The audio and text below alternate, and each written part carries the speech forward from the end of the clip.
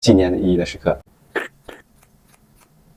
我就想剪短一点，别太短，因为平时有时候可能需要扎起来。你为什么想剪短？就是想换个发型。那你干脆换一个你从来没换过的就好了。你的五官是有一定的棱角的，所以其实你干脆剪一个短头发反而更好看，因为你身材比例特别好。你的短发只要把前面留长一点就好了，就会特别女人。这么一比就已经很美了，就很少女。最大的问题就很像扣个帽子，就是因为沙发，给你软化一下，给你拉一下就好了。你做什么类型工作呀？